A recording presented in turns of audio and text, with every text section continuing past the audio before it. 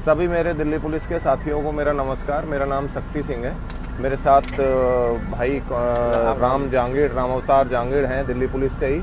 फ़िलहाल दोस्तों हम दोनों शेप शॉप के द्वारा फ्री ऑफ कॉस्ट प्रोवाइड की गई हमें थाईलैंड ट्रिप से बोल रहे हैं। हम अभी थाईलैंड कंट्री के बैंकॉक और पताया शहर के बीच में अपनी बस से ट्रेवल कर रहे हैं। दोस्तों दरअसल बात ये है, हम आपको सिर्फ ये बातें बताने के लिए ये छोटा सा वीडियो शूट कर रहे हैं। बात शुरू होती है हमारी नौकरी से।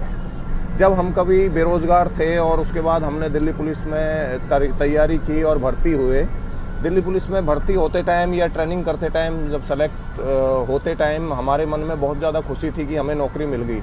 दोस्तों मैं आपको याद दिलाना चाहूँगा, वो गुजरे ज़माने की बात है। आज से 10-15 साल पहले जब नौकरी मिलती थी तो बहुत खुशी भी होती थी, क्योंकि उस दौर में हम बेरोज़गार थे और सभी भाई लोग ज़्यादातर हमारे लोअर मिडिल वर्ग फैमिली से आके इस नौकरी को ग्रहण करते हैं, कांस्टेबल हो चाहे सब इंस्पेक्टर हो। उसके बाद हमने ट्रेनिंग की और दिल्ली पुलिस महकमे में बहुत सारा तजुर्बा भी हासिल किया। लेकिन आज कम से कम 12, 14, 15 सालों के तजुर्बे के बाद मैं ये महसूस कर पाया हूँ कि नौकरी से बढ़कर भी बहुत सारी चीज़ें हैं।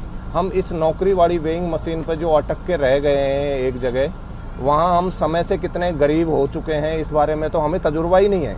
बिल्कुल। और हमें कभी होगा भी नहीं, एहसास भी नहीं है हमें कि हम समय से कितने गरीब हैं। चलो समय से गरीबी को तो हम जैसे तैसे महसूस करके अपना जीवन काट भी लेंगे रिटायरमेंट तक। बट दोस्तों एक ख़ास बात है, एक कांटा जो हमारे पैर में चुभा हुआ है वो है सिक्योरिटी का। फाइनेंशियल सिक्योरिटी नहीं, फैमिली सिक्योरिटी। हम फैमिली सिक्योरिटी के रूप में भी अपने आप को देखें तो बहुत ज़्यादा गरीब हैं, बहुत ज़्यादा गरीब हैं फैमिली सिक्योरिटी के रूप में।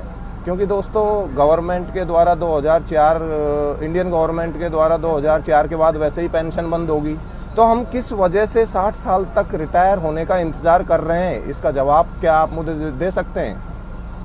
और दोस्तों दूसरी बात, मैंने अभी जिक्र किया फाइनेंशियली सिक्योरिटी का। मैं आप सब भाई लोगों को, स्पेशली मेरे दिल्ली पुलिस के भाई लोगों को एक चीज़ इंश्योर करना चाहूँगा।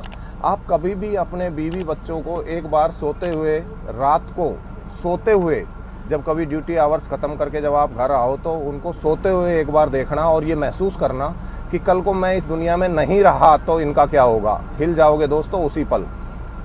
एक बार ये महसूस करोगे कि क्या मेरे बिना इनका गुजारा अगले ही महीने से संभव है। बिकॉज दिल्ली पुलिस तो डेथ सर्टिफिकेट के बाद में आपकी सैलरी बंद कर देगी, आपके अकाउंट को होल्ड कर देगी और आपके नॉमिनी को भी वो सैलरी या और कोई बेनिफिट्स प्रोवाइड नहीं होंगे, सिर्फ एक्सिस बैंक और कुछ हमारी LIC पॉलिसीज़ के अलावा। दोस्तों मैं कहना ये चाहूँगा कि सेफ शॉप बिजनेस हमें फाइनेंशियल सिक्योरिटी देता है और बड़ी ज़बरदस्त तरीके से। इंडियन नेटवर्क मार्केटिंग कंपनीज की कंपैरिजन करें तो हमारे श्याम सुंदर जी का उदाहरण तो दूसरी कंपनियां, दूसरी डायरेक्ट सेलिंग कंपनियां भी देती है। हम सब इस धंधे में, इस बिज़नेस में इसलिए हैं, ये फ्री ऑफ कॉस्ट थाईलैंड और पेरिस टूर अवेल करने के लिए नहीं है। हम सब इस धंधे में इसलिए हैं क्योंकि यहाँ से हमें फाइनेंशियली सिक्योरिटी बड़ी ज़बरदस्त तरीके से मिल रही है और वो भी गवर्नमेंट के द्वारा रिकॉग्नाइज ठप्पे के साथ।